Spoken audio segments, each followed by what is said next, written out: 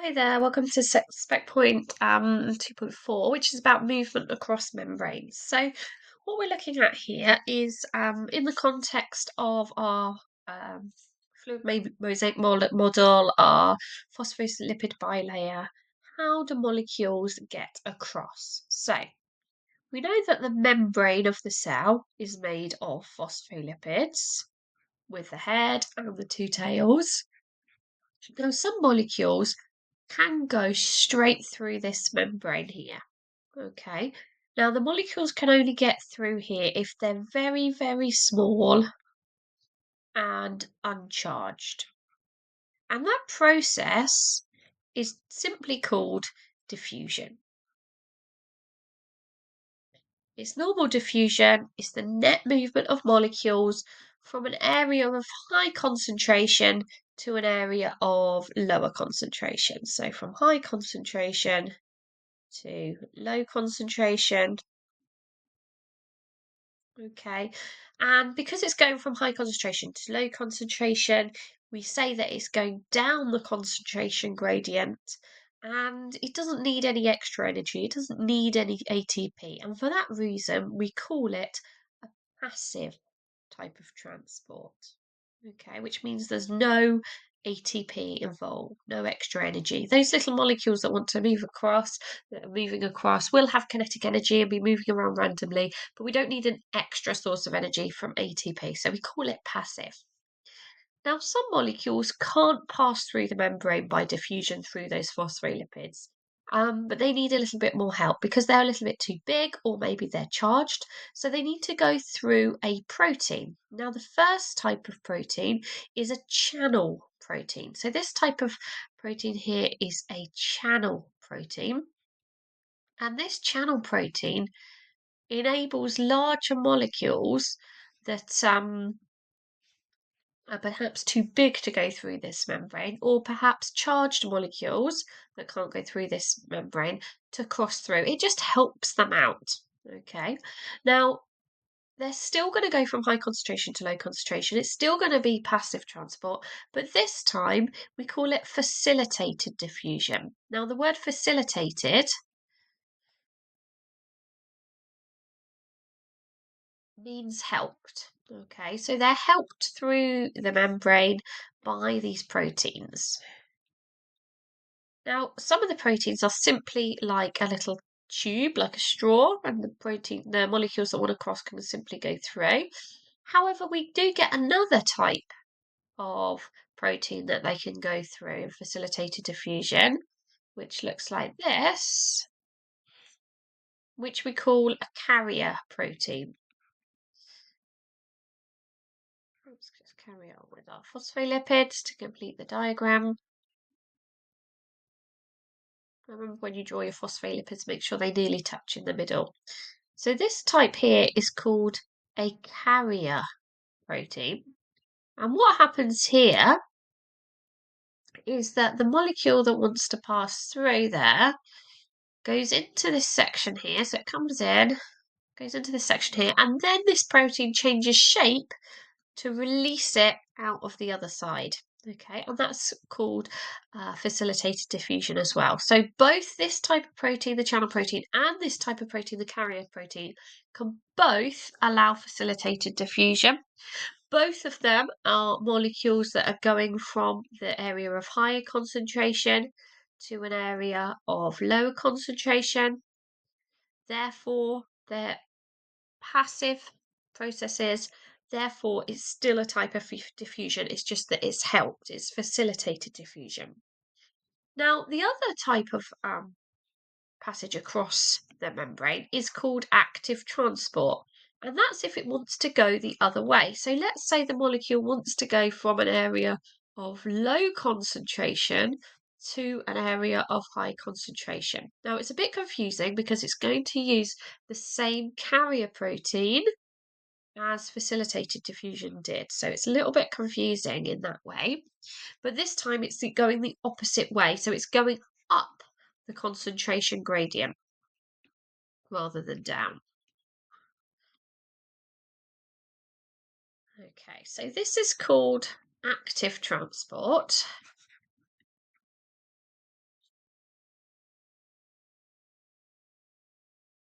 Right, so the molecule will come into here, then this will change shape and release it out of the other side.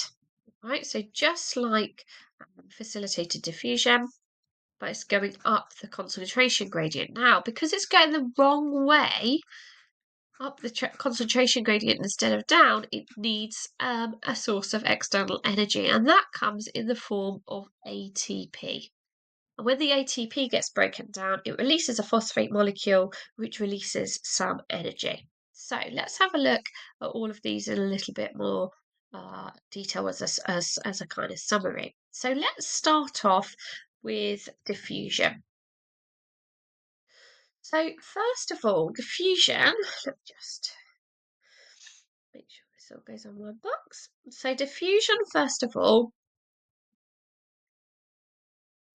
is going to move molecules from high to low concentration. And because it's going high to low concentration, we call that down the concentration gradient. I'm just going to write shorthand because I'm going to write the next one in the next column next to it. Okay, so it's going down the concentration gradient, high to low concentration. It's passive, so there's no ATP involved. And the molecules can go through the phospholipid bilayer.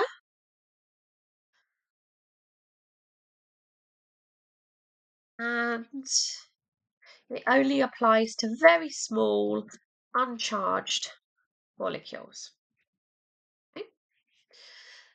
The next type of movement across the membrane is facilitated diffusion. So in facilitated diffusion, it's similar. This time it's facilitated or helped by the proteins. So let's copy this because it is going to be similar. Oops, sorry.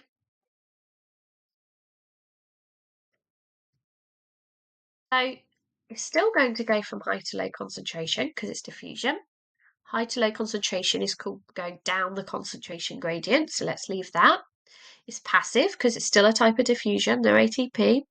But this time it's not through the phospholipid bilayer. This time it's through proteins. And there's two types of proteins. It can go through a channel protein or through a carrier protein. Okay. And the difference here is the type of molecule that can go through. So it can allow larger and charged molecules to pass across the membrane. The third type of transport across a membrane is active transport, which is a bit different. So, active transport is going in the opposite direction. So let's still use this as our template, but we'll see where it's different. So it's not going from high to low concentration, it's going the other way. Okay, so it's going to go from low concentration to high concentration. And rather than calling that down the concentration gradient, we call that up the concentration gradient. Now it's not passive, the opposite of passive is active, which means that it does use ATP. It uses the energy from ATP. It's not going through the phospholipid bilayer. It's going to go through proteins, and the type of protein it's going to go through is a carrier protein. And it can be any type of molecule. It's just because of the way it's going, it needs to go through active transport rather than the size and the charge, etc. All right, so there's a nice summary of those three processes across the membrane. Now, I just want to show you how those carrier proteins and the ATP work a little bit more with the diagram. So, if our phospholipid bilayer is here, when we're using a carrier protein, what it does is it starts off in this sort of shape, and then it changes to be this sort of shape. Not drawing all the phospholipids out just to make it quicker, but they are there. So if we've got a molecule on this side, it'll go into this gap, then the protein switches shape, so now it's pushed through to there, and it can come out the other side. So that's how the carrier proteins work in both facilitated diffusion and in active transport. Now the difference is just in how it changes shape. In facilitated diffusion, there's no ATP, okay? So the reason it changes shape is simply because the shape of this molecule here binds to a receptor on the carrier protein, and that's what makes it change shape. Whereas in active transport, we've got ATP binding on here, which that energy causes it to change shape. So let's have a little look at ATP in a little bit more detail. Now, depending on whether you're watching this video in year 12 or year 13, is going to determine how much you know. But basically, ATP is a molecule that's made of a molecule of adenine and 3 phosphates. And we draw those phosphates as P's. And when we use ATP, what happens is one of those phosphates is removed. So we just say plus Pi because it's an inorganic phosphate. So when it's got 3 phosphates, it's called ATP, adenosine triphosphate. So that T there is T for tri, 3 phosphates. Now, when we've used ATP, it then becomes ADP, and the D there stands for diphosphate. So this molecule has now got 2 phosphates on. The third one has been removed. Okay. Now this is a breaking down reaction, so it's a hydrolysis reaction. So it's also going to need a molecule of water, but anyway, so the hydrolysis of ATP produces ADP, and we say that it produces ADP plus energy, okay, because breaking this bond here to release that phosphate, when we break that bond there, it releases energy, and that's our immediate source of energy for reactions in cells, and that's how biology works. So if you were to break down, for example, a whole glucose molecule, it would release so much energy in one go, it would kill the cell. Whereas if we just have small amounts of energy stored in ATP molecules and we just break one bond to break off one phosphate at a time, it just releases a small amount of energy, just the right amount of energy to make something happen, like change the carrier protein shape to cross a membrane or something like that. And that's where energy is kind of stored in cells. All right, it always comes from ATP, and it's the hydrolysis of ATP to ADP that releases energy to make things happen. So in this example here, what we would say is that an ATP molecule binds here when it's active transport, then the ATP gets hydrolyzed, removes a phosphate, so it becomes ADP. Once it's ADP, we've also got the energy, and it's that energy that causes it to change shape into this shape and pushes the molecule across to the other side of the membrane. Okay. The other thing you need to know for this spec point is endocytosis and exocytosis. So the word endo is meaning enter, to go into, and the word exo means to exit. So we've got endocytosis and we've got exocytosis. So let's just finish those words. So these are used for what we call bulk transport or mass transport.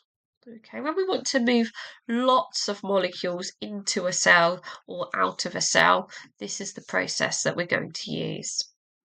So let's have a look first of all at endocytosis, when we want molecules to be moved into a cell.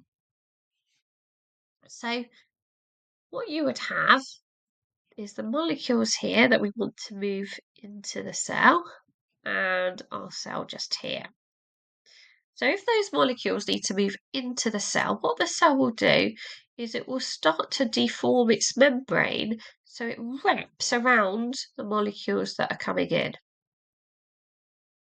And then those two edges will actually fuse together and bring that extra piece of membrane there inside the cell with the molecules. So the molecules are now inside the cell. And that bit of membrane that's almost like broken off there to form this, That circle there is called a vesicle. So those molecules have been taken into the cell, into a vesicle. The opposite of that is exocytosis. So if we've got a cell with molecules that we need to get rid of, they're put into a vesicle, and the opposite thing happens. So that vesicle will fuse with this membrane here, and then eventually what will happen is that that membrane will open up and release those molecules out of the cell. So out they come. Okay. And an important thing in your kind of description of what's happening, the most important thing is this bit here, where it fuses, the vesicle fuses with the cell membrane. Let's put vesicle up here. Okay, so in the mark schemes that I've seen, they really want you to talk about the vesicles. So in endocytosis, how the membrane is wrapping around and it takes them in this vesicle, and in exocytosis, where the molecules that we want to release are in a vesicle, and the vesicle membrane fuses with the cell membrane, maybe even put another membrane in there, fuses with the cell membrane to release the molecules out. Okay, so we've got endocytosis taking them in and exocytosis releasing them out. Okay, and that one is used for mass transport, bulk transport. So if you were just moving a small amount of molecules, you'd use diffusion to facilitate diffusion or active transport. But if you wanted to move lots of molecules, you'd take them across the membrane by endocytosis or exocytosis. The word that we haven't mentioned at this point is osmosis. The place where osmosis fits into this is osmosis is a type of diffusion. So when we're talking about diffusion here, if they are water molecules, then we call it osmosis. Okay, osmosis is literally a type of diffusion. Okay, so if it's water molecules, it just gets the specific name osmosis. All right, and that brings us to the end of that spec point. All done. Well done.